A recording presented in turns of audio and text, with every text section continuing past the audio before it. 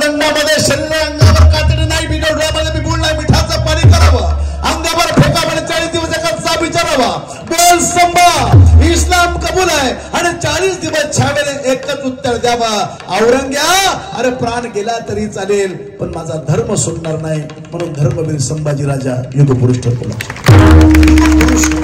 सिंहासनावर मासाय, बाजूला शिवाजी राजा, चौकामध्ये शाहीर, डोक्यावर पगडी, हातामध्ये टप्पा, मुद्रा हातामध्ये साहेबांना आवाज दिला.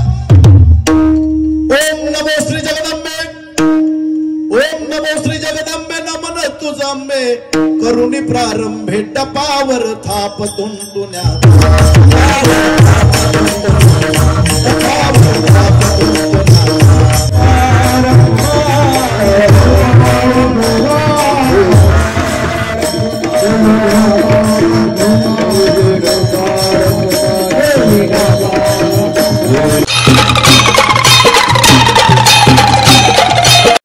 नमस्कार मंडळी, रामकृष्ण हरी.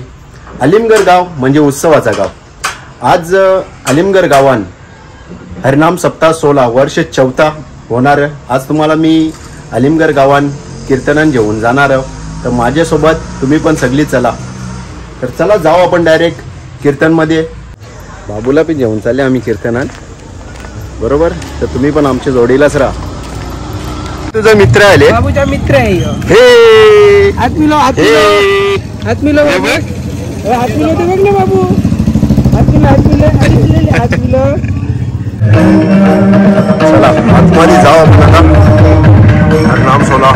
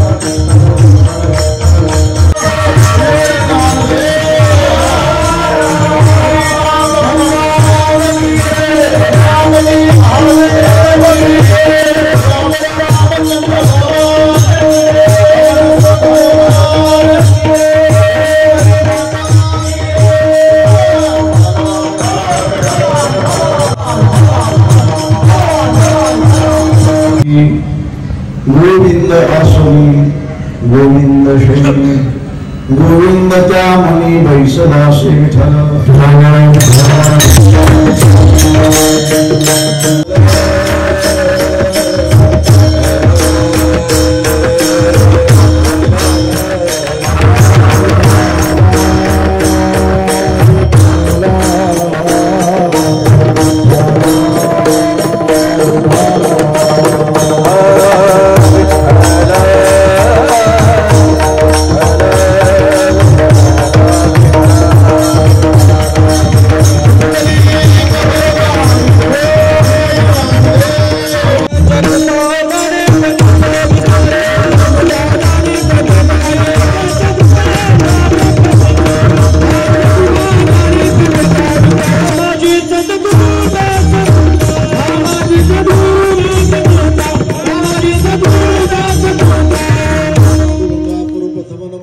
चरण संताची त्यांच्या कृपादाने कथेचा विस्तार बाबाजी सद्गुरु असू का.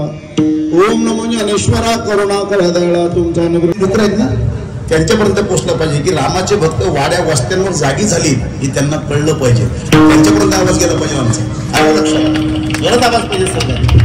बघू आता कसा आवाज आहे अलिमगडचा.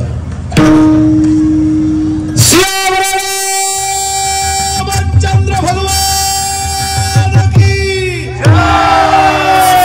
पवन सुत हनुमान की. थोडा वाढवा, आमचा साऊंड कमी वाटतो थोडस. त्यांचा खुर्चीवर बसून जमत नाही का? आहे ना, हे काम करा. जे जे पुरुष आहेत ना, पुरुषांनी वरती हात करा. ज्यांच्या हातात बांगड्या नाहीत ते पुरुष असतात. पुरुष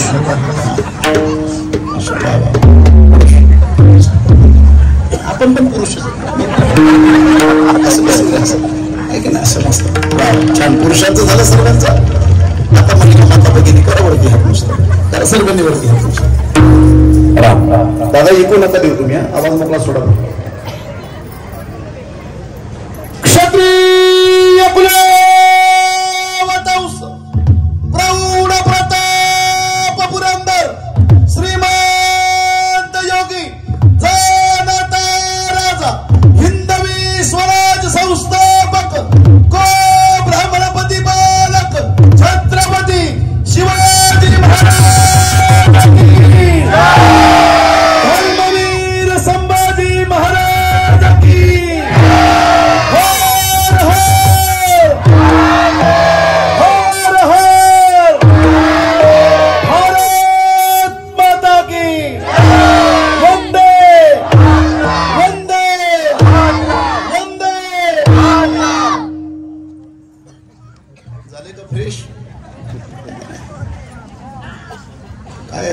त्या व्यवस्थेने आम्हाला कधी आमचं रक्त गरम होऊच दिलं नाही. आमचा काही पराक्रम असतो असं कधी सांगितलंच नाही. आमच्या पुढे सातत्याने एकच गोष्ट सांगितली. काय शिकवलं आम्हाला शाळेमध्ये? कोणी तुमच्या एका गालावर मारली की त्याच्याकडे काय करायचं? दुसरा गाल करायचा. बरं मला सांगा, हे पुरुषार्थाची लक्षण आहे का बाबा? कुठे सांगत होते? त्या देशात, ज्या देशातली 32 वर्षाची पोरं सिंहाच्या जबड्यात हात घालत होती, त्या देशातल्या पोरांना सांगायचं बाबा तुम्ही मार खा. अरे गुरुजी असं का करायचं? तू गुरुजींनी पुन्हा ज्ञान पाजायचं आपल्याला. काय म्हटलं? असं केल्यामुळे आमचा देश स्वतंत्र झाला. या देशामध्ये म्हटलं इंग्रज आले होते, इंग्रज बरं का. आणि मग त्या इंग्रजांना घालवण्यासाठी आमचे बापू गेले. आता बापू माहिती आहे तुम्हाला? बापूने इंग्रजांना पाहिलं, सुरेश दादा, त्यांना सांगितलं सायमन गो बॅक, जा म्हटले तुम्ही. ते म्हटले ठीक आहे. त्यांनी आपला सर्व सामान घेतलं, निघून गेले. आणि आपला देश काय झाला? स्वतंत्र झाला. बरोबर आहे का? देशामध्ये घोषणा निर्माण झाल्या, 1 रुपया चांदी का सारा देश. कविता झाल्यात कविता. साबरमती के संत तूने कर दिया कमाल, क्या दे दी हमें आजादी बिना लाठी बिना ढाल. वारे साबरमती के संत, बिना लाठी बिना ढाल आजादी मिल गई. एक बात मैं आपको बताऊंगा. अरे नंगा पुंगा घूमने से और चरखा घुमाने से आजादी नहीं मिलती, लेकिन हमें वो पढ़ाया गया. अरे बिना लाठी बिना आजादी भेटली असं कुणाचं मत असेल तर मग 1857 तर 1947 रणसंग्राम कुणासाठी होता? हे 90 वर्ष जी लढलीत आमची माणसं, या 90 वर्षामध्ये 7,32,000 तरुणांनी जी आहुती दिली ती मग कोणासाठी होती बाबा? बिना लाठी बिना ढाल जर देश स्वतंत्र झाला आहे, पण यांनी काय उगाच जीव दिला काय? 7,32,000 तरुणांमध्ये नंदुरबारचा श्रीश कुमार असेल किंवा नाशिकचा सावरकर असेल, बंगालचा सुभाष बाबू असेल किंवा पंजाबचा भगत सिंग असेल, अशा 7,32,000 तरुणांची जी आहुती होती ती बिना लाठी बिना ढाल नव्हती. पण आम्हाला तेच शिकवलं गेलं. त्याचा परिणाम आम्हाला काही करावंसं वाटतच नाही. हे रक्त शिथिल झालं. आमच्या पुढे जसा प्रखर इतिहास ठेवलाच नाही. म्हटल्यानंतर आपल्या शेजारच्या माणसाने वंदे मातरम नाही म्हटलं, धनंजय पाटील समजून घ्यायचं आपल्या बाजूला कोणीतरी आतंकवाद्याची अवलाद येऊन बसली आहे की नाही. वंदे मातरमची अडचण कोणाला आहे बाबा? तुम्हाला? आपल्याला नाहीच ना. वसंतराव तुम्हाला नाही ना, आपल्याला नाहीच. मग ती कोणाला आहे? आतंकवाद. आम्हाला त्याचं कारण आहे. ये जो भूमि है ये माँ है हमारी, और अगर ये हमारी माँ है तो हमारा धर्म और हमारी संस्कृति हमें कहती भाई इसे तुझे वंदन करना चाहिए, नमन करना चाहिए, वो हम करते हैं.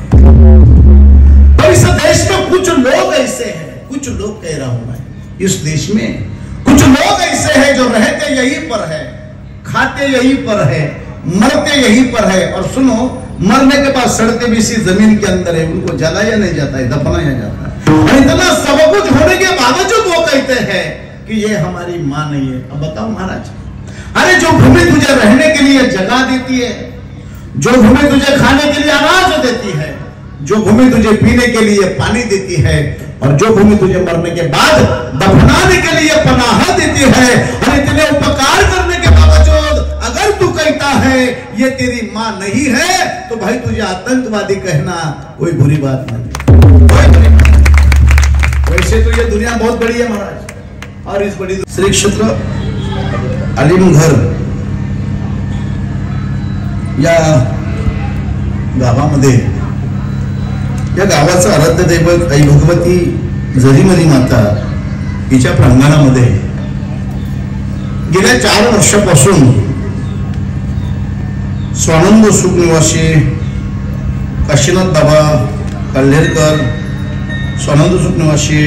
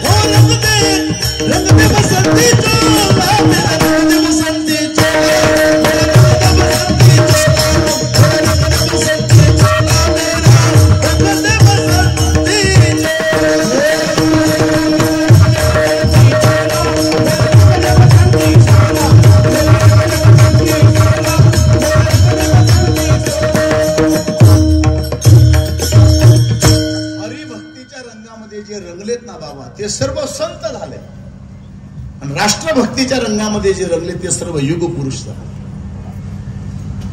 हे दोघे विश्वासच आहे.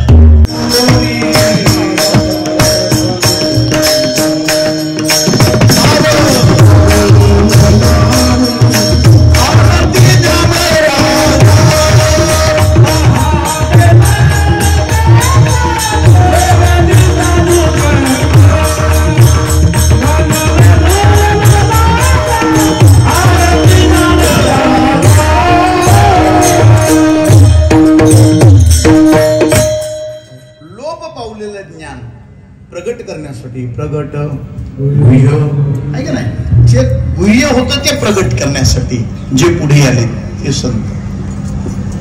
अधर्म आणि अत्याचार वाढला अशा परिस्थितीमध्ये या धर्माला वाचवण्यासाठी धर्माची पताका खांद्यावर घेऊन आणि हातात शस्त्र घेऊन जे पुढे येतात ते युग पुरुष. धर्माचे पालन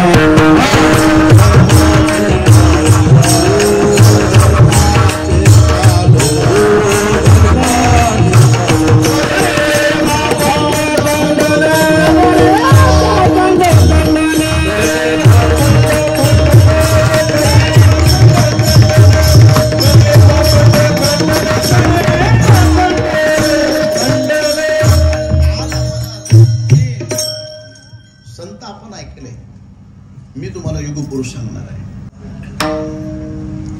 कुठल्या तरी सरदाराच्या घरामध्ये जन्माला यायचं, तलवारीचं ज्ञान घ्यायचं, आणि तलवारीचं ज्ञान झालं की कोणत्या तरी सुलतानाच्या दावणीला जाऊन आयुष्यभर मुजरा घालायचा आणि आपलं आयुष्य वेचायचं. हा एक प्रवाह होता. कोण? 350 वर्षापूर्वी शहाजी भोसले नावाच्या सरदाराच्या घरामध्ये शिवाजी नावाचा मुलगा जन्माला येतो, तलवारीचं ज्ञान घेतो. पण तलवारीचं ज्ञान झाल्याच्या नंतर ती तलवारीची धार सुलतानाच्या दावणीला नाही, त्याच्या मुंडगटाला लावतो आणि स्वराज्य निर्माण करतो. म्हणून छत्रपती शोभा युगपुरुष ठरतो. युगपुरुष केला. त्यांनी तशीच गुलामी केली असती तर युगपुरुष नसते. युगपुरुष कोण असतो? प्रवाहामध्ये वाहून जाणारा युगपुरुष नसतो. ऐका, आजही एक प्रवाह आहे. मुलाने 4-5 पुस्तकं शिकला की त्याने 4-5 आकडी पगार कमवला पाहिजे हे प्रत्येक बापाला वाटतं, प्रत्येक आईला वाटतं की नाही माझा लेकरू पोरगा शिकला की त्याने नोकरी केली पाहिजे. असंच पुण्यातल्या गोविंदराव फुलेला वाटलं. त्याचा मुलगा ज्योतिबा शिकला आणि शिकल्याच्या नंतर मग आता नोकरी कर, नोकरी कर. ज्योतिबा म्हणे बाबा माझा जन्म काय, माझं शिक्षण का नोकरी? म्हणजे तू शिकला. अरे म्हटलं माझं शिक्षण कोणाची गुलामी करण्यासाठी झालेलं नाहीये, मग गुलामीतल्या लोकांना मुक्त करण्यासाठी माझं शिक्षण झालं. शिक्षण घेऊन नोकरीच केली असती, ज्योतिबा फुल्यांनी शिक्षण घेऊन नोकरीच केली असती तर मला खरं सांगा बहुजन समाजाला शिक्षणाची दारं उघडी झाली असती? नसती झाली. ज्योतिबा फुले युगपुरुष ठरतात. युगपुरुष अनादी काळापासून एक प्रवाह होता. त्याच्या घरामध्ये जन्माला यायचं, कमरेला झुडकं बांधायची, तोंडाला मडकं बांधायचं, डोक्यावर टोपली घ्यायची आणि गावभर बोबलायचं जोहार माय बाप जोहार. पण त्याच दलिताच्या घरामध्ये एक भीमराव नावाचा मुलगा जन्माला येतो. कमरेला झुडकं बांधत नाही, तोंडाला मडकं बांधत नाही, डोक्यावर टोपली घेऊन जोहार करत नाही, शिक्षणाला प्राधान्य देतो. आणि शिक्षणानंतर ज्या समाजात त्याचा जन्म झाला त्यालाच नाही, ज्या राष्ट्रात त्याचा जन्म झाला त्या राष्ट्राला संविधान देऊन जगात त्या राष्ट्राचा गौरव वाढवतो. म्हणून डॉक्टर भीमराव आंबेडकर युगपुरुष ठरतो. युगपुरुष कोण असतो? युगपुरुष कोणी नाही. युग प्रवाह आहे. काय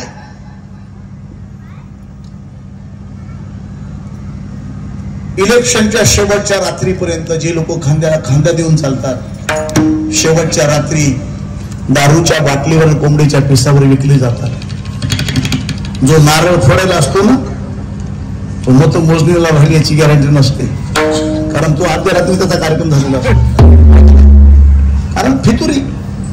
आणि सांगू 350 वर्ष साखरदंडामध्ये शरीर अंगावर कातडी नाही, बिडोळ्यामध्ये बिबुळ नाही, मिठाचं पाणी करावं, अंगावर फेकावर 40 दिवसाचा विचारावा, बोल संभा इस्लाम कबूल आहे आणि 40 दिवस छावेने एकच उत्तर द्यावं. औरंग्या अरे प्राण गेला तरी चालेल पण माझा धर्म सुटणार नाही. म्हणून धर्मवीर संभाजी राजा युगपुरुष ठरतो. प्रवाहामध्ये वाहून जातो तो मध्ये एक आक्रमण या देशावर आलं होतं. संपूर्ण जगाला जिंकणारा अलेक्झांडर नावाचा योद्धा जग जिंकलं त्याने. भारतामध्ये आला आणि भारताच्या सीमेवर येऊन ठेवला. अशा स्थितीमध्ये जंगलामध्ये पूर्वीच्या शाळा होत्या, त्या शाळेमध्ये एक ब्राह्मण विद्यार्थ्यांना ज्ञान देत होता, तत्वज्ञानाचे धडे शिकवत होता. आणि त्याच्या बाजूने एक बकरे चरणारी बाई बकरे चारत होती जंगलामध्ये. ती तिकडे ऐकत होती. त्या ब्राह्मणाचं तत्वज्ञान ऐकून ती बाई हसली. आणि बाई का हसली म्हणून ब्राह्मणाला राग आला. त्याने विचारलं का हसलीस तू? ती म्हटली काही नाही, मला सांग का हसली. त्यावेळी त्या बाईने सांगितलं अहो म्हटले गुरुजी मी ऐकलंय कोणीतरी अलेक्झांडर नावाचा योद्धा संपूर्ण जगाला जिंकून भारताच्या दिशेने आलाय. भारत गुलामीच्या दिशेने जायला निघाला. तो आमचा देश गुलाम करू शकतो.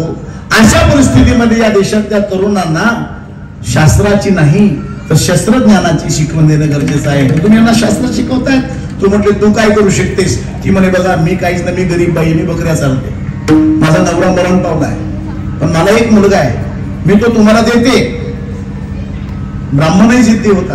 त्याने त्या मुलाचा हात धरला, त्याला तक्षशिला विद्यापीठामध्ये नेलं. तो मुलगा एवढा प्रवीण केला, जगाला जिंकणाऱ्या अलेक्झांडरला भारतामध्ये पाऊल टाकण्याच्या आत त्याने भारताच्या बाहेर हाकललं. तो योद्धा म्हणजे चंद्रगुप्त. बाईचं नाव होतं मुरा, म्हणून चंद्रगुप्ताच्या पुढे त्याच्या आईचं नाव मौर्य लावलं जातं. आणि त्या ब्राह्मणाचं होतं विष्णुगुप्त चाणक्य. मला एकच सांगायचंय, इसवी सन 222 मध्ये मुरा नावाच्या स्त्रीने विष्णुगुप्त चाणक्य नावाच्या ब्राह्मणाला हिनवलं नसतं तर जगाला जिंकणाऱ्या अलेक्झांडरला भारत गुलाम करायला वेळ लागली नसती. हे उपकार त्या मुराचे आहेत आणि ती मुरा तुमच्यापैकी एक स्त्री होती हे आम्हाला विसरले. पावलाने जिथं प्रवेश करतो, जांभळे पाटलाच्या वाड्यामध्ये लालमहाल निर्माण होतो. निर्माण केलेल्या लालमहालामध्ये शिवाजी खेळता खेळता 10 वर्षाचा तो जिजाऊ चिंता तुरे ज्याच्या कर्वे सोळा स्वप्न पाहिले तो शिवाजी अजूनही खेळामध्ये गुंतलाय. मग जिजाऊ चिंता करते आणि ज्याच्या कर्वे 16 स्वप्न पाहिले तो शिवाजी अजूनही खेळामध्ये गुंतलाय. मग स्वराज्य निर्माण करायचं कोणी हा प्रश्न जिजाऊ शांत करणारा भेडसत होता. अशामध्ये एक व्यक्ती मासाहेबांच्या पुढे आला. त्याने मासाहेबांना मुजरा घातला. सांगितलं मासाहेब सेवेची संधी द्यावी. कोण आहेस? मासाहेब शाहीर आहे. काय करतोस? पोवाडा घालतो.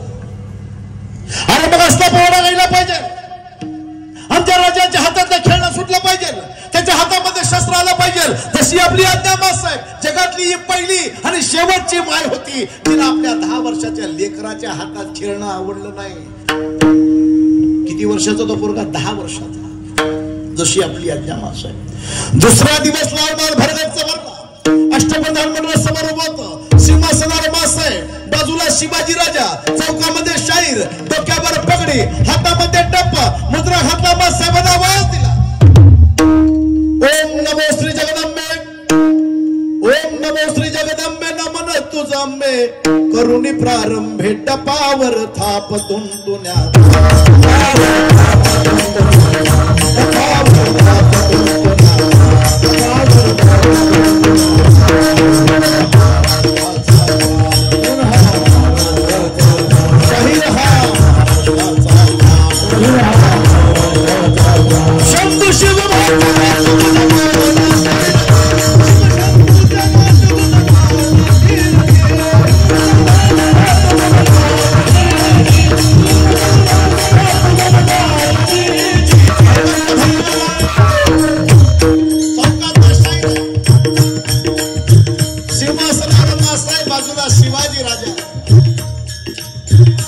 लालमहाल भरगतचा भरलाय आणि शाहीरावर जबाबदारी काय?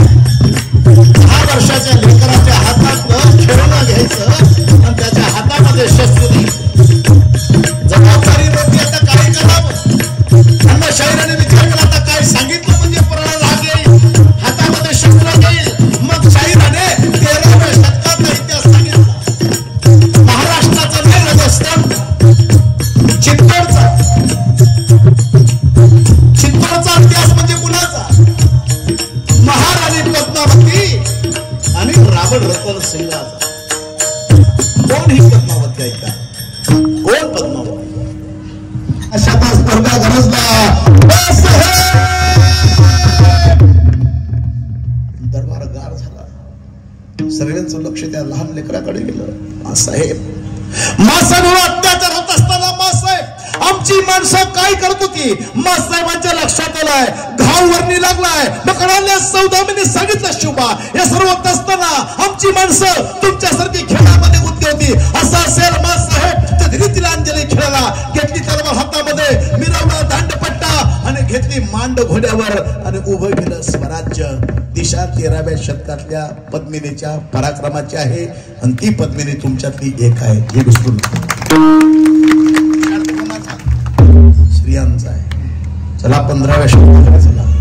दुसरी पडली ती देवगिरीवर. देवगिरीचा रामदेव बसा होता. बेसावध रामदेव जेव्हा कळालं आपल्यावर आक्रमण झालंय, असलेला 4000 सैनिक लढायला निघाला. पण 8000 अफगाणी छातड्यांपुढे 4000 मराठ्यांचा टिकाव लागला नाही. अपयश आलं. अपयशामुळे खंडणी दिली, धनद्रव्य दिले, यात नवल नाही. आपली असणारी एक मुलगी ज्येष्ठापल्ली नाम जेठाई नावाची मुलगी त्या लवकरी खिलजीला दिली. याच्याही पलीकडे काय झालं तर महाराष्ट्राच्या कळसाची भगवी पताका खाली. किती दिवस? 5-50 वर्ष नाही, 350 वर्ष. 350 वर्ष महाराष्ट्राला हिंदू राजा नाही. 350 वर्ष महाराष्ट्र कळसाला भगवी पताका नाही. 350 वर्षाची काळी अंधार रात्र, अत्याचार, अनाचार, व्यभिचार, बलात्कार या मातीमध्ये होत होता. पटेल तेवढी माणसं उचलायची, जहाजामध्ये बसवायची, अफगाणच्या बाजारामध्ये जाऊन जनावराप्रमाणे कवडी मोलाने विकायचे. या महाराष्ट्राच्या मातीमध्ये 25-25 सोनाला 5 बाया विकल्या जात होत्या. एवढा भयान अत्याचार या मातीमध्ये झाला. मग प्रश्न पडतो, 8,000च्या बळावर 350 वर्ष महाराष्ट्राने गुलामी करावी? कुठं तर आमचा पराक्रम, कुठं तर आमचं सामर्थ्य, कुठं तर आमचा पुरुषार्थ? अरे आमचा बळ, पराक्रम, पुरुषार्थ आणि सामर्थ्य सर्वच्या सर्व सुलतानाच्या तावणीला होता. कोण लढत होतो वतनदारीसाठी, कोण लढत होतं सत्तेसाठी, कोण लढत होतं पैशासाठी, कोण होतं आपल्या पद आणि प्रतिष्ठेसाठी, पण एकही लढत नव्हतं या हिंदुत्वासाठी आणि आपल्या अस्तित्वासाठी. अशा अवस्थेमध्ये मंदिरं तुटत होती, तोडणारे आमच्याच होते. गायी कापल्या जात होत्या, कापणारे आमचेच होते. डोल्या लुटल्या जात होत्या, लुटणारेही आमचेच होते. अशा अवस्थेमध्ये महाराष्ट्र हरपडत होता. आणि अशा स्थितीमध्ये महाराष्ट्राचा विदर्भ प्रांतातला बुलढाणा जिल्हा आणि बुलढाणा जिल्ह्यातला सिंदखेड राजाचे लखोजीराजे जाधव आणि गिरिजाबाई राजे जाधव या दाम्पत्याच्या उदरी 12 जानेवारी 1598 ला एका कन्याचा जन्म झाला.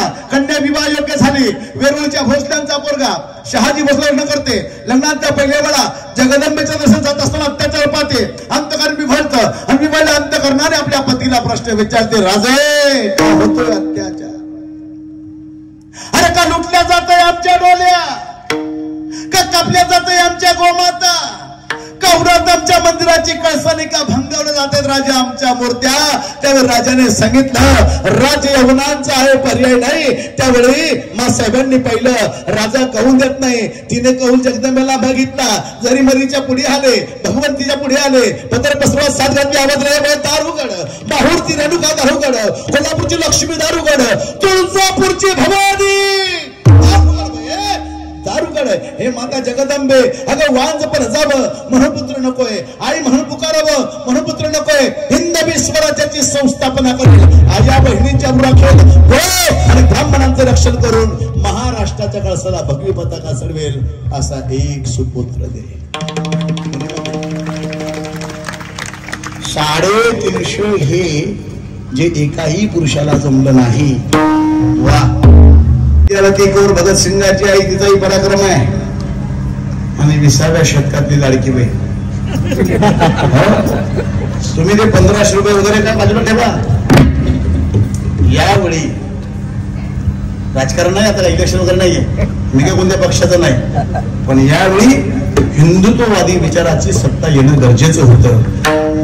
सर्व झुकत होतो आपण. कोणाच्या डोक्यात काय, कोणाच्या डोक्यात जात होती, कोणाच्या डोक्यात काय होतं, पण या सर्व बहिणींनी ठरवलं, माझा देश, माझा देव, माझा धर्म जर संकटात आहे, अशा स्थितीमध्ये लाडकी बहीण या सर्व पुढे आल्या आणि हा देश वाचवला. हे येतात तो पुढे. वर्षापूर्वी एका बाजूने आदिलशाही, कुतुबशाही, निजामशाही, मुघलशाही, इमादशाही, फारुख सुलतानच्या डगजाणीपुरती या 8 पातशाहींच्या घोषातून स्वराज्य काढायचं होतं. हिंदू म्हणणं सुद्धा गुन्हा होतं. अशा स्थितीमध्ये हिंदवी स्वराज्य स्थापन करायचं होतं. संकट आली नाही, केवढी संकट. महाराजांनी जेव्हा स्वराज्याची मुहूर्तमेढ केली, महाराजांचं वय 15 वर्षाचं होतं. 16व्या वर्षी पहिला किल्ला घेतला तोरणा, राजगड, आणि असे सर्व किल्ले जे घेतले सर्व होते आदिलशाहीतले. आता आदिलशाहीतले अधिकतर किल्ले घेतल्यामुळे प्रकार असा घडला. आदिलशाहला कळालं, का रे काय झालं? म्हटले कोण आहे? म्हणे शहाजीचा पोरगा. काय करतो? म्हणे स्वराज्य उभं करतोय. क्या होता है? बोले स्वराज्य. बोले खुद का राज. ऐसा देखो शहाजी का लड़का है, शहाजी को खत लिख दे. शहाजी राजांना पत्र लिख. काय? शहाजी राजे भोसले, आपका फर्जंद बेवकूफी कर रहा है, संभाला उसे. शहाजी राजे बंगळुरूला होते. पत्र वाचलं. महाराजांच्या चेहऱ्यावर आनंद वाटला, कारण जे मला जमलं ते माझ्या पोराने करून दाखवलं. जे मला शक्य झालं नाही ते माझ्या पोराने केलं. पण तो आनंद प्रकट नाही होऊ दिला. शांत बसलो. तिकडून पत्र घेऊन पाठवलं. जहापना, अरे शिवाजी तो अभी नादान है और खेल रहा है, खेलने दो. सरदार का बच्चा है, ये नहीं खेलेगा तो और क्या खेलेगा. हम भी आपके और शिवाजी भी आपका है. खरं सांगा, हे खरं होतं का? नाही, पण हा शहाजीराजांचा काय होता? गनिमी कावा होता. त्याला गनिमी कावा. राजकारणातला हा गनिमी कावा ज्याला जमला तो यशस्वी झाला. जोपर्यंत आपला माणूस कमजोर आहे तोपर्यंत शत्रूला अंधारात ठेवायचं. लक्षात नाही आलं? शेवटच्या रात्रीपर्यंत सांगायचं तात्या तुम्हीच, कुठपर्यंत? जोपर्यंत आपला माल वाटला जात नाही तोपर्यंत. एक वेळा माल वाटला गेला मग म्हणायचं तात्या बघावं लोकांचं काही खरं नाही आता, आहे की नाही? याला म्हणतात. तसंच झालं. शहाजीराजाचा खेळ सामान्य होता का? आदिलशाहीच्या नाकापर्यंत पाठवला. आदिलशाह चिल्ला. परत पत्र पाठवलं, शहाजीराजे भोसले आपका फर्जंद हद पार कर रहा है. शहाजीराजाने तिकडून पत्र काढलं माहितीये, जहापना शिवाजी अब बडा हो गया वो मेरी सुनता नहीं. किती वर्षाचा झाला? 17 वर्षाचा. काय विश्वास असेल त्या बापाचा? 17 वर्षाच्या पोराच्या बाजू विरोधात एक स्वतंत्र सल्तनतला सांगतोय माझं पोरं माझं ऐकत, तुला काय करायचं तू करून घे. आहे का एवढी हिंमत आपल्याला? एकटी बायको राहते, 17 वर्षाचा पोरगा आहे आणि आदिलशाह सल्तनतला सांगतोय, विजापूरच्या सल्तनतला सांगतोय की माझा पोरगा माझा ऐकत नाही बाबा, तुला काय जमते तू करून घे त्याचं वाला. मुलगा मजबूत झाला. आदिलशाहने शहाजीराजांनाच कैद केलं. बातमी जिजाऊंच्या कानावर पोहोचली. जिजाऊंच्या कानावर बातमी पोहोचली, सौभाग्य आता कैदेत आहे. जिजाऊंचं अंतःकरण थरारलं, कारण जिजाऊंना माहिती होती यांच्या कैदेत गेल्यावर आपली माणसं वापस येत नाही. त्यांना आठवले ते दिवस 25 जुलै 1629चा तो दिवस. निजामचा दरबार भरला होता. निजामच्या दरबारामध्ये जिजाऊंचे पूज्य पिता श्री लखोजी राजे जाधव, बंधू अचलोजी, रघोजी आणि यशवंतजी हे चारही बापलेका जेव्हा निजामच्या दरबारात गेले, निजामने फक्त मान वळवली आणि या 4 बापलेकांची कत्तल झाली. रक्ताचा चिखल, मांसाचा चिखल झाला तिथे. आणि त्यांना आता तर सौभाग्यच तिकडे गेलं. काय करावं? चिंता दूर आहे. एवढ्यावर आदिलशाह थांबला नाही. 5,000ची फौज घेऊन फतेखान नावाचा एक सरदार स्वराज्यावर चालून आला. वाईपर्यंत आला आणि वाईमधून पत्र लिहितोय कुणाला? जिजाऊला. सांगतोय जिजाऊ बोल आता काय हवंय तुला? या पत्रात 2 विडे आहेत. एक विडा तुझ्या स्वराज्याचा आहे, दुसरा विडा तुझ्या सौभाग्याचा आहे. आता तुला निवडायचं आहे स्वराज्य की सौभाग्य. आपण काय निवडलं असतं? तुम्ही घरी या, हो गाव पेटू द्या. बघितलं ना आम्ही कोरोनामध्ये, शेजारचा माणूस मरून गेला तरी यांनी त्याला हात लावायला पाठवलं नाही. जा भाऊ त्याला गोळ्या आणून द्या, त्याच्या घरात लहान लहान लेकरं त्याला जेवण पोचवा म्हटलं कधी? का बरं? बघितलं आपण तसे झालो. जिजाऊंच्या पुढे प्रश्न आहे स्वराज्य की सौभाग्य. आणि सौभाग्य पाहिजे असेल तर नाद टाक तुझ्या त्या स्वराज्याचा, धर तुझ्या त्या नादानपुराचा बोट. आदिलशाह दरबारामध्ये गुडघ्यावर बस, अदर पसरव, भिकेत माग, तुझं सौभाग्य देईल आमचा बादशाह. मासाहेब धर्मसंकटात असल्याची बातमी शिवाजीराजांना जेव्हा कळाली, शिवाजीराजांनी पाहिलं की मासाहेबांपुढे प्रश्न आहे स्वराज्य की सौभाग्य. शिवाजीराजांनी काय केलं माहितीये का? 17 वर्षाच्या पोराने आपले मित्र बोलवले. किती होती? 1100. किती होते? 1100 मित्र. इंस्टाग्राम नाही, फेसबुक नाही, व्हॉट्सअप ग्रुप नाही, काहीच नाही. हाकेच्या एका हाकेने 1100 मित्र जमवले. जीवाला जीव देणारे मित्र. एका गावातले नव्हते, दर्या खोऱ्यातले होते, वाड्या वस्तीवरचे होते. पण जसा जसा राजाचा निरोप जातोय, 17 वर्षाचा आमचा राजा आहे, राजाने बोलवणं केलंय प्रत्येक वाड्या वस्तीवरची पोरं आणि जाऊन उभी राहिलीत महाराजांच्या. राजा सांगा, राजा काय झालं? राजाने सांगितलं अरे वाईक हे स्वराज्य व्हावं, हे स्वराज्य व्हावं ही आमच्या मासाहेबांची इच्छा आहे. हे स्वराज्य व्हावं ही आमच्या मासाहेबांची इच्छा आहे आणि मासाहेबांचं सौभाग्य टिकावं ही आमची इच्छा आहे. राजाने 200 गडावर ठेवले, 900 सोबत घेतले आणि जगात जीवनातलं पहिलं युद्ध महाराजांचं 5000 विरुद्ध 900. किती? 5000 विरुद्ध 900. आणि त्या युद्धामध्ये महाराज यशस्वी झाले. त्या 5000 लोकांना सोडव की पळो करून सोडलं. महाराज विजयी झाले आणि स्वराज्य वाचवलं. आता सौभाग्याचं काय करायचं? तिथे बुद्धीचा वापर केला. काय केलं? महाराजांनी पत्र लिहिलं, सुरतेत पाठवलं. कारण औरंगजेबाची सल्तनत सुरतेत होती तेव्हा. तिथे पत्र पाठवलं कारण आणि त्याला सांगितलं की जहापना मैं शहाजी भोसला का फर्जंद शिवाजी, मैं और मेरे पिताजी आपकी सेवा में हाजिर होना चाहते हैं. लेकिन आदिल शाह ने मेरे पिताजी को कैद करके रखा है. आता तेव्हा असं होतं महाराज, ज्याच्या बाजूने शहाजी भोसला हा दक्षिण प्रांत त्याचा, एवढं वजन होतं त्या भोसल्यांचं. औरंगजेबाला आनंद वाटला, रे स्वतः शहाजी जर आपल्या बरोबर येत असेल ना तर मग चांगलंच आहे. औरंगजेबाने पत्र लिहिलं आदिल शाहला, शहाजी राजांना सोडून द्या, ती आमची आहेत. आदिल शाहला सोडावं लागलं. म्हणजे काय केलं, वयाच्या 17व्या वर्षी महाराजांनी स्वराज्यही वाचवलं आणि सौभाग्यही वाचवलं. पण ही सर्व संकट जिजाऊने आपल्या डोळ्यासमक्ष घेतली. ही सर्व संकट कशासाठी आणि कुणासाठी? आता आपल्याकडे सर्वीकडे आता हा जो मार्ग चाललाय, हा बलिदान मार्ग चाललाय. छत्रपतींचे सुपुत्र धर्मवीर संभाजी राजांचा निदान काळाचा दिवस, परवाचा दिवस 29 मार्च 1689. 3 एप्रिल 1681 ला 1680 ला राजे गेले. बातमी दिल्लीश्वराच्या कानावर पोहोचली. जहांपना बड़ी खुशखबरी है, क्या हुआ? अरे मराठों का सरदार शिवा भोसला अल्लाह को प्यारा हो गया. आप बघते हो, ताडकन उठला औरंगजेब आपल्या सिंहासनावरून जमिनीवर बसला, आकाशाकडे हात केले, सांगितलं, ए मेरे मालिक, ए मेरे आका, मैं आलमगीर शहंशाह हिंदुस्तान औरंगजेब तेरे दर पे ये फरियाद करता हूं, आज तेरी जन्नत के दरवाजे खुले रखना. क्यों?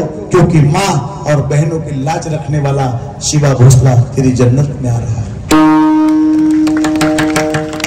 आयुष्यभर शत्रुत्व करणारा औरंगजेब ज्यांच्यासाठी स्वर्गाची दारं उघडे ठेव असं म्हणत असेल, सांगा ते शिवाजीराजे काय जगले असते. औरंगजेबाला आनंद वाटला का आता शिवाजी गेला, आता स्वराज्य काय आहे, दक्षिण प्रांत माझाच. 7 लाखाची फौज घेऊन निघाला औरंगजेब. पण औरंगजेब तिकडून येण्याच्या अगोदर संभाजीराजांनी पाहिलं स्वराज्यात दाखवण्याचं द्वार म्हणजे बुरहानपूर. महाराजांनी बुरहानपूर उद्ध्वस्त केलं. ज्याच्या नावाने बसलेलं शहर औरंगाबाद मध्ये फक्त त्याचं नाव शिल्लक ठेवलं, बाकी सर्व उडवून टाकलं. देऊळगाव राजा, सिन्नर, नाशिक, कल्याण नाही औरंगजेबाच्या ताब्यात होतं, सर्व उद्ध्वस्त केलं, लुटून मोकळं केलं. अगदी औरंगजेबाला त्याच्या हातात काहीच भेटलं नाही. चौथळलेला औरंगजेबाने आक्रमण केली, पण महाराजांनी छुपा डाव केला. औरंगजेब इकडे गेला की ते तिकडे जायचं. नवे 3 वर्षामध्ये निमी सैन्य करून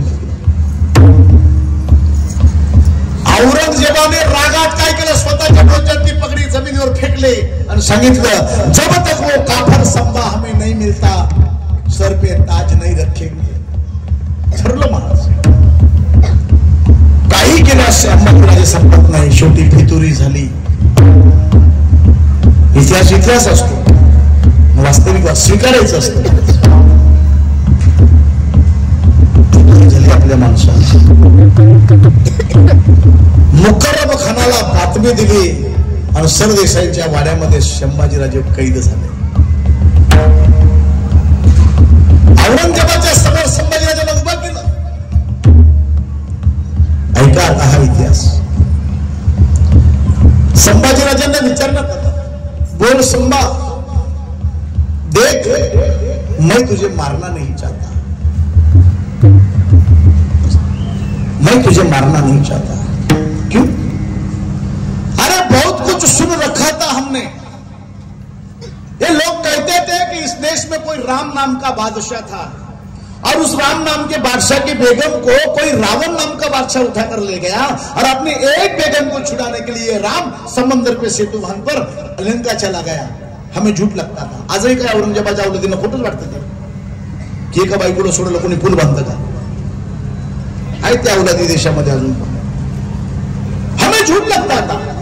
फिर किसी ने कहा कोई किशन नाम का बच्चा पैदा हुआ और पैदा होने के 6ठे दिन उसने पुतना नाम की राक्षसी को मार गिराया. 6 दिवसाचं पोरगा आहे कोणाला मारतं. लेकिन ये सब मैंने सुना था, मुझे कल्पना ही लगती थी. लेकिन संभा इन 9 सालों में तेरा पराक्रम देखने के बाद मुझे पता चला है कुछ तो खास है. इन मराठों के खून में, कुछ तो खास है। इसलिए संभव मैं तुझे मारना नहीं चाहता, एक काम कर, ये सह्याद्री हमें दे दे, ये सह्याद्री हमें दे दे, उत्तर में चला जा।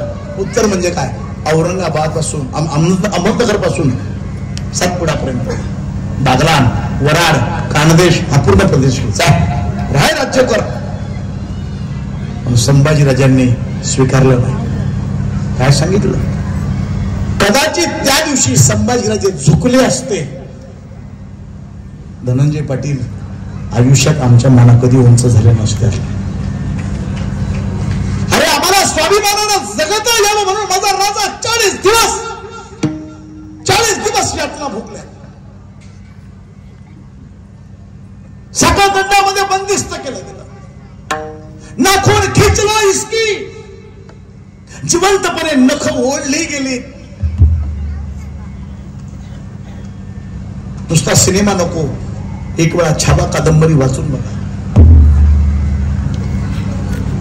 बघा. ती कादंबरी वाचल्यानंतर जो रडणारा नाही, मी म्हणतो तो हिंदूच नाही.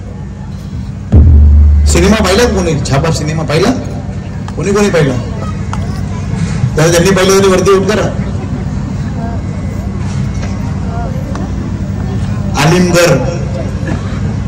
आलिमगरच्या सर्व तरुणांना विनंती आहे, दादा उद्या काल्याचं कीर्तन आहे ना, उद्या सायंकाळी इथेच स्क्रीन लावा आणि माझ्या सर्व माता मौलांना एक छावा दाखवा.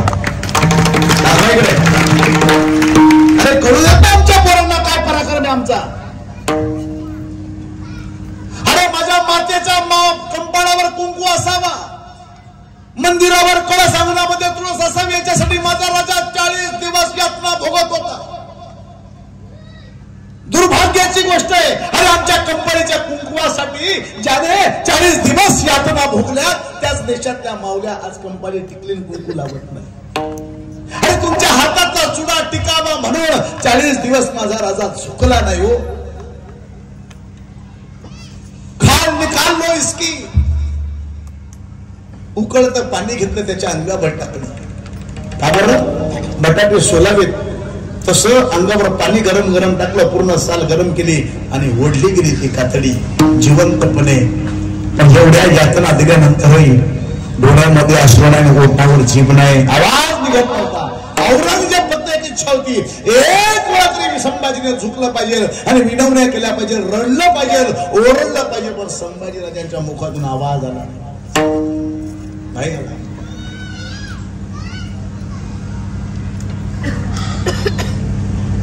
आखिर तकलीफ देती है इसकी हमें.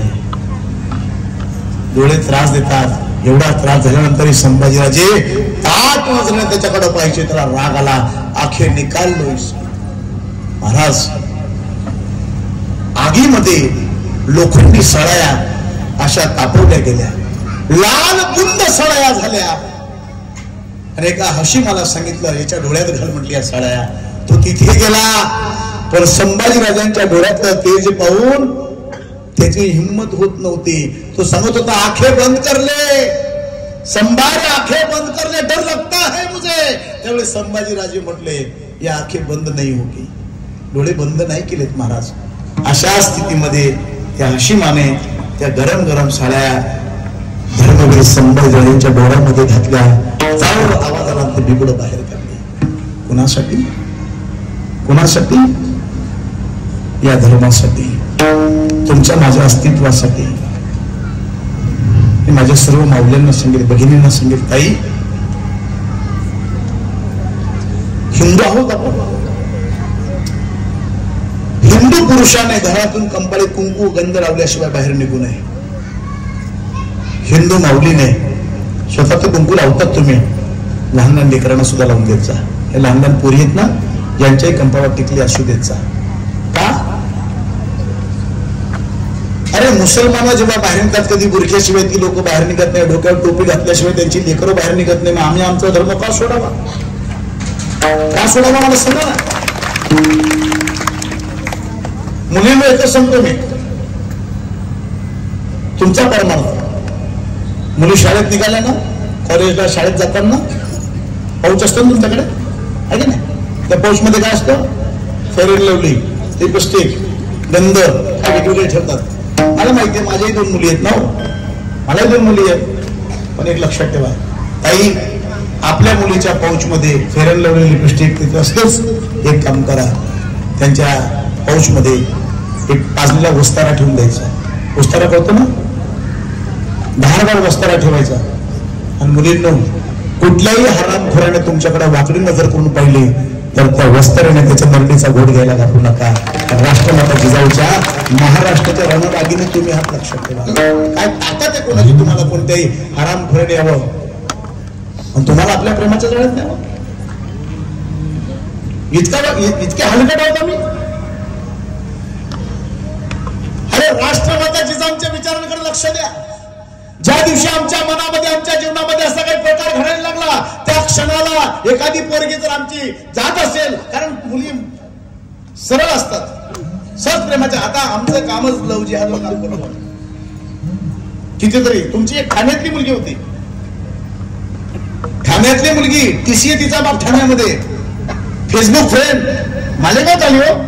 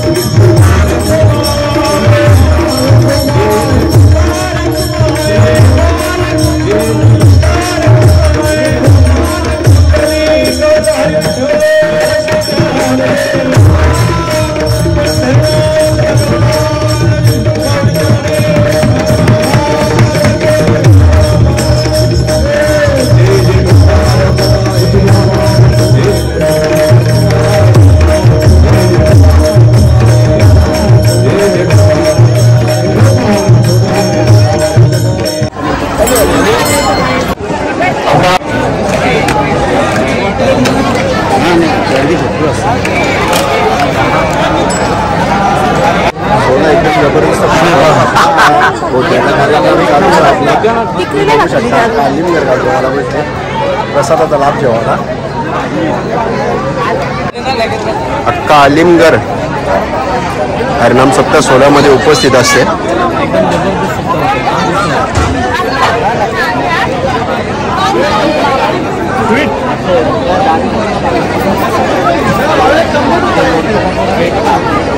आलिमगर गाव उत्सवाचा गाव.